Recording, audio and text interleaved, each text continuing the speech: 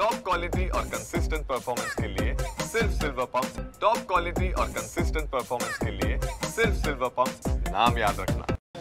वैष्णवीचे वडील आहेत, काय सांगाल? उपमुख्यमंत्री आणि मुख्यमंत्री यांनी जे आहे ते पोलिसांना आदेश दिलेत की वैष्णवीचं जे 9 महिन्याचं बाळ जे आहे ते कसपटे कुटुंबियांच्या स्वाधीन करावं। काय वाटतं, तुमची पहिली प्रतिक्रिया काय?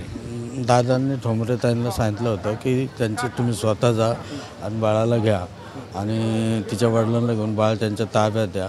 जसं दादांनी हे बाळ माझ्या ताब्यात दिलं तसंच माझ्या मुलीला मारहाण करून ठार मारलं, तर त्या मुलीला माझा न्याय द्यावा हीच माझी दादांना विनंती। तुम्ही न्याय मागताय, मात्र अद्यापही मुख्य आरोपी राजेंद्र हगवणे आणि त्याचा मुलगा देखील फरार आहे। लवकरात लवकर अटक करून त्यांना जास्तीत जास्त कठोर शिक्षा करावी ही माझी विनंती। आणखी काय मागणी जी आहे उपमुख्यमंत्री अजित पवार करणार आहे? दोघा भावांना त्यांनी राष्ट्रवादीमधून हकलपट्टी देखील केलेली आहे। नुसते हकलपट्टी करून उपयोग नाही, तर त्यांना जेवढी माझ्या ह्याच्यात मी म्हणतो की मोका हा कायद्याच्या ह्याच्यात त्यांना मोका लावा।